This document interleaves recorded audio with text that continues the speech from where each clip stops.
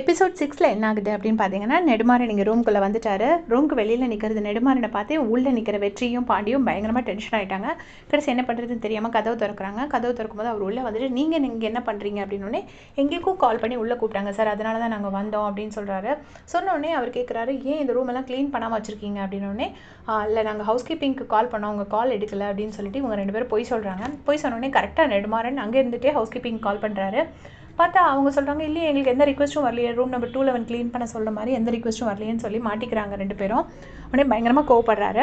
அந்த டைமில் கரெக்டாக அந்த கெஸ்ட்டு முழிச்சுட்றாங்க. முழிச்ச உடனே நெடுமாறனோட கையெல்லாம் கிஸ் பண்ணிவிட்டு, சார் அவங்க குக்கிங் எங்களுக்கு ரொம்ப பிடிக்கும், ஐயோ ஃபுட்டு ரொம்ப ஆசமாக இருந்துச்சு அப்படி இப்படின்னு சொல்கிறாரு. சொன்னோடனே நெடுமாறனுக்கு வந்து ஒன்றுமே புரியலை.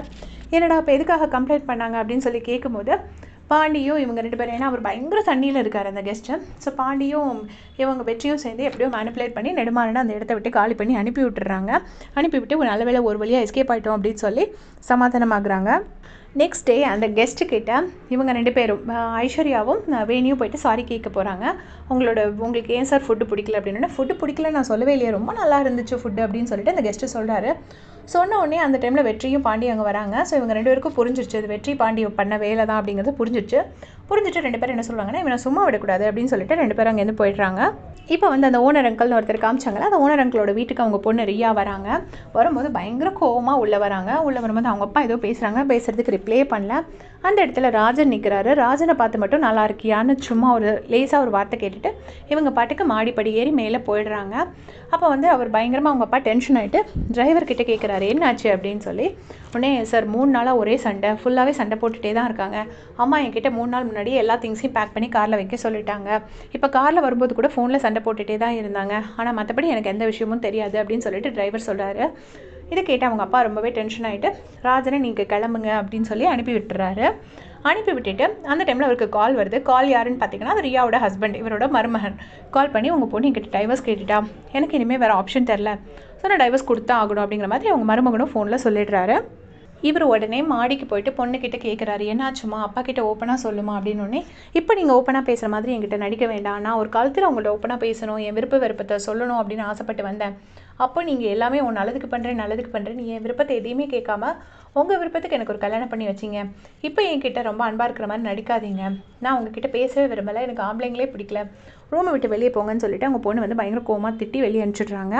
இன்னொரு பக்கம் பார்த்தீங்கன்னா, அந்த ஒரு ரிச் மேன் சொன்னால ரசம் சாதம் சாப்பிட்டார்ல, அவர் வந்துட்டு வெற்றியை கூப்பிட்டு வச்சு, இது யார் சொல்லி கொடுத்த ரெசிபி, சூப்பராக வச்சப்பா, எனக்கு காலேஜ் டேஸில் நான் பத்மான்னு ஒருத்தியை லவ் பண்ணேன், அவளோட ரெசிபி மாதிரியே இருக்குது, எனக்கு காலேஜ் டேஸ்க்கு நீ கூட்டிகிட்டு போயிட்ட அப்படின்னு சொல்லிட்டு, உங்கள் அம்மா பேர் என்ன அப்படின்னு கேட்குறாரு. அதாவது வெற்றியோட அம்மா தான் அந்த பத்மாவாக இருக்குமோ அப்படின்னு சொல்லிட்டு டவுட் பண்ணி கேட்குறாரு. அப்போ வெற்றி சொல்கிறாரு, இல்லை எங்கள் அம்மா பேர் சுமதி அப்படின்னு சொல்லிடுறாங்க. ஓ அப்படியா அப்படின்னு சொல்லிட்டு அவரும் போயிடுறாரு. அவருக்கு ரொம்ப பிடிச்சிருக்கு. அவர் டிப்ஸ் கொடுக்குறாரு. இப்போ வெற்றி வந்து எனக்கு வேண்டவே வேண்டாம் அப்படின்னு சொல்லிடுறாரு. 2000 ருபீஸ் டிப்ஸ் கொடுக்குறாரு. வெற்றி எதுவுமே வேண்டான்னு சொன்னோடனே பாண்டி வந்துட்டு கேட்குறாரு, 2000 ருபீஸ் டிப்ஸ் கொடுத்தாருல, ஏன் வேண்டான்னு சொன்னேன் அப்படிங்கும்போது வெற்றி எந்த பதிலுமே சொல்லலை. அப்போ பாண்டி சொல்கிறாரு, அவரை வச்சு ஏதோ பெருசாக பிளான் பண்ணுற போல இருக்குது அப்படின்னு சொல்லிட்டு போயிடுறாங்க. அப்புறமா இங்கே பார்த்தீங்கன்னா, ஐஸ்வர்யா வந்து அந்த அனிமல் கேர் டீம் இருக்குல்ல, அவங்களுக்கு நான்வெஜ் சர்வ் பண்ணுறதுக்காக கொடுத்து வெற்றிக்கிட்ட கொடுத்து விடுறாங்க. வெற்றியை மாட்டி விடுறதுக்காக. இவரும் நான்வெஜ்ஜை தெரியாமல் எடுத்துகிட்டு போயிட்டாரு. அங்கே போய் பார்த்தா அவங்க சமத்தையாக கோவமாகி வெற்றியை அடிக்க வராங்க. அதனால வெற்றிக்கு பனிஷ்மெண்ட்டாக 1 வீக் சேலரி கட் ஆகிடுது. நைட்டு பவானி அக்கா கடையில் சமையல் பண்ணும்போது பயங்கரமாக சேடாகவே அவர் பேசிகிட்டு இருக்காரு. அக்கா 1 வீக் சேலரி அட்வான்ஸ் கிடைக்குமா, இந்த மாதிரி எனக்கு காசு போச்சு, 1 வீக் சம்பளம் போயிடுச்சு அப்படின்னு சொல்லி கேட்ட உடனே அந்த அக்கா என்கிட்ட காசை மட்டும் கேட்காதுடா, வேறு எது வேணால் கேளுன்னு சொல்லிட்டு இருக்காங்க. அந்த டைமில் பவானி அக்காவோட பொண்ணு வந்து இறங்குறாங்க. அவங்க பொண்ணு வந்து ரொம்ப ஸ்மார்ட்டான பொண்ணு மாதிரி காட்டுறாங்க. அவங்களுக்கு வந்து 3000 ரூபாய் காலேஜ் ஐவி போகிறதுக்கு வேணும் போல இருக்கு. ஸோ அந்த 3000 ரூபாய் வாங்குறதுக்காக உன் கடையில் நான் வேலை பார்க்குறேம்மா, 1 வாரம் நான் வேலை பார்க்குறேன், நீ எனக்கு அந்த 3000 ரூபாய் கொடு அப்படிங்கும்போது அவங்க அம்மா கொடுக்க முடியாது அப்படிலாம் சொல்லிட்டு இருக்காங்க. அப்போ வெற்றியை பார்த்து, நீங்கள் நல்லா பரோட்டா போடுவீங்களாமா, எங்கள் அம்மா சொன்னாங்க, இதே மாதிரி நல்லா வேலை பாருங்கள், அப்போ தான் நம்ம கடையில் நிறைய காசு வரும், உங்களுக்கும் காசு கிடைக்கும் எனக்கும் காசு கிடைக்கும்னு அந்த பொண்ணு சொல்கிறா.